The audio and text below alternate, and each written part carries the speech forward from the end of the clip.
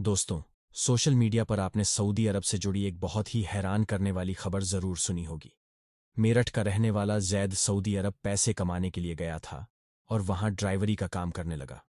लेकिन कुछ समय बाद उसे नशीले पदार्थों की तस्करी के आरोप में गिरफ्तार कर लिया गया और उसके खिलाफ मामला दर्ज किया गया। अब सऊदी अदालत ने जैद को मौत की सजा सुनाई है, यानी कुछ समय बाद उसका सिर कलम कर दिया जाएगा। आज की इस वीडियो में हम आपको जैद की पूरी कहानी उसके खुद के शब्दों में बताने वाले हैं। हम आपको बताएंगे कि सऊदी अरब में जैद के साथ क्या हुआ, किस तरह से उसे झूठे आरोपों में फंसाया गया और कैसे सऊदी पुलिस ने उसे गिरफ्तार किया। साथ ही हम यह भी बताएंगे कि सऊदी कोर्ट ने जैद को फांसी देने की तारीख कब तय की है। अगर आप भी जैद की सजा को माफ कराने की चाहत रखते हैं तो कृपया इस वीडियो को पूरा देखें और इसे लाइक करें।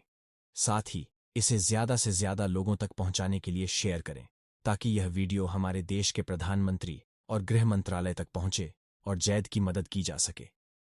दोस्तों, जैसे ही सऊदी कोर्ट ने जैद को फांसी की सजा सुनाई और तारीख तय कर दी, जैद ने अपने परिवार और भारतीयों के नाम एक पत्र लिखा। इस पत्र में उसने जो कुछ लिखा वह बहुत ही दिल दहला देने वाला था, जिसे सुनकर आपके दिल को भी गहरा आघात पहुंचेगा। इस वीडियो को बिना स्किप किए ध्यान से देखें, क्योंकि यह कहानी आपके रोंगटे खड़े कर देगी। जैद ने अपने पत्र में लिखा कि मेरा नाम जैद जुनैद है। आज सऊदी अरब के जद्दा शहर में मेरी मौत की तारीख तय कर दी गई है। आप सब जानते हैं कि मेरे बारे में जो कुछ भी बताया गया है वह सब गलत है। मैं आज अपनी पूरी सच्चाई बताना चाहता हूं कि 15 जनवरी 2023 को आखिर मेरे साथ क्या हुआ था, सऊदी पुलिस ने मुझे क्यों गिरफ्तार किया और किस तरह से मुझे झूठे आरोपों में फंसाया गया। जैद आगे कहता है कि मैं उत्तर प्रदेश के मेरठ जिले के रसोटी गांव से हूं। मेरे परिवार में मेरी मां, पिता मोहम्मद जुबेर, मेरी पत्नी रिहाना और मेरे 2 छोटे बच्चे हैं। हम 7 भाई बहन हैं और मैं अपने भाइयों में दूसरे नंबर का बड़ा भाई हूं। मेरी उम्र 36 साल है और मेरे 2 भाई पहले से सऊदी अरब में ड्राइवरी का काम कर रहे थे, जबकि एक छोटा भाई पुलिस की तैयारी कर रहा था। जब मेरी शादी हुई और मेरे 2 बच्चे हुए तो मैंने भी सऊदी अरब जाने का मन बनाया। 2018 में मैंने अपने भाइयों से सऊदी अरब का वीज़ा मंगवाया और मेरा मेडिकल भी हो गया। वीज़ा ड्राइवर के काम के लिए था और मैं अल साली मोहम्मद नामक ट्रांसपोर्ट कंपनी में 25,000 रुपये की सैलरी पर काम करने लगा। शुरू में सब कुछ ठीक चल रहा था, लेकिन धीरे धीरे मुझे इस सैलरी से गुजारा करना मुश्किल होने लगा। फिर मैंने उस कंपनी से इस्तीफा दिया और जफर कंपनी में काम शुरू किया, जहां मुझे ज्यादा सैलरी और ओवरटाइम के साथ टिप्स भी मिलने लगी। अब मैं उस कंपनी में खुश था और घर वालों को खुशखबरी दी, लेकिन फिर मेरी किस्मत ने पलटी खाई। एक दिन मेरी गाड़ी का भयंकर एक्सीडेंट हो गया, जिसमें मेरी गाड़ी पूरी तरह से टूट गई, लेकिन अल्लाह का शुक्र है कि मैं बच गया।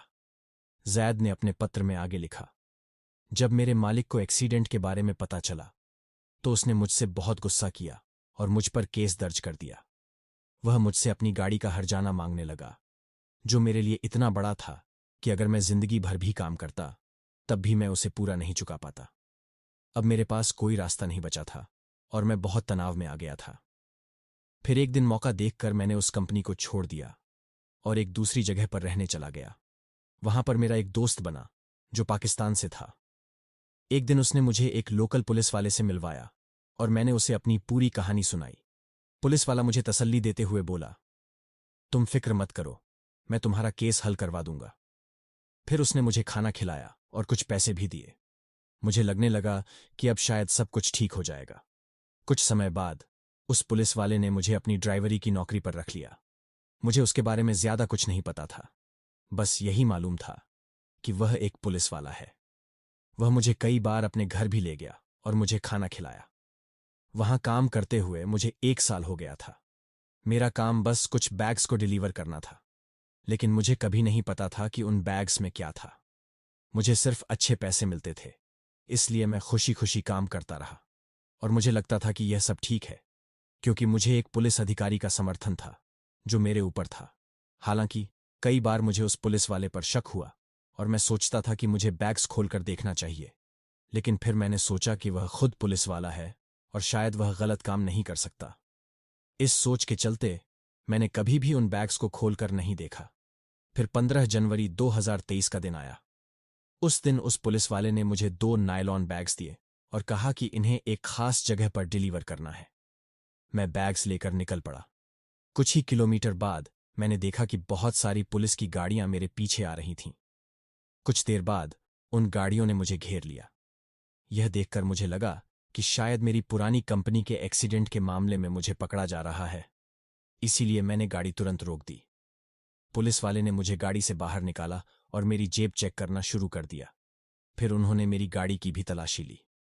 इस घटना के बाद जैद की जिंदगी ने एक नया मोड़ लिया, जो उसे और भी बड़े संकट में फंसा दिया। जैद ने अपने पत्र में आगे लिखा, जब पुलिस ने मेरी गाड़ी की जांच की तो उन्होंने बैग खोले और उनमें सफेद रंग का पाउडर पाया। यह देखकर पुलिस वालों ने मुझसे पूछा, क्या तुम नशीले पदार्थों की तस्करी करते हो? यह सुनकर मैं बिल्कुल हक्का बक्का रह गया और मेरे पैरों तले जमीन खिसक गई। मुझे कुछ भी समझ में नहीं आ रहा था कि यह क्या हो रहा है, लेकिन धीरे धीरे मुझे सब कुछ समझ में आ गया कि जिस पुलिस वाले ने मेरी मदद की थी वह दरअसल मेरे लिए मौत की सजा लेकर आया था। मैंने पुलिस को बताया कि इसमें मेरी कोई गलती नहीं है, मैं तो सिर्फ ड्राइवरी करता हूं। मेरे मालिक ने यह सब गाड़ी में रखा था और मुझे उसे एक जगह तक पहुंचाने को कहा था। इसके बाद मुझे गिरफ्तार कर लिया गया और उस सऊदी पुलिस वाले को भी पकड़ लिया गया, लेकिन उसने यह बयान दिया कि मैं सिर्फ ड्राइवरी करता हूं और उसे नहीं पता कि मैं गाड़ी में क्या लेकर जा रहा था। सऊदी कानून में अरबी बयान को अधिक सच्चा माना जाता है, इसीलिए उस पुलिस वाले को जमानत मिल गई और मुझे और मेरे पाकिस्तानी दोस्त को जेल भेज दिया गया। जेल में रहते हुए मुझे पता चला कि जो नशीला पदार्थ मैं लेकर जा रहा था वह काफी खतरनाक था और उसकी कीमत बहुत अधिक थी। मुझे महसूस हुआ कि मेरा एकमात्र गुनाह यह था कि उस पुलिस वाले ने मुझे ज्यादा पैसे दिए थे और मैंने बिना सोचे समझे उसकी मदद की। अब मेरी यह गलती मुझसे बहुत बड़ी कीमत वसूल कर रही थी। मेरे केस की सुनवाई जारी रही और अंततः 3 दिसंबर 2024 को मुझे मौत की सजा सुना दी गई।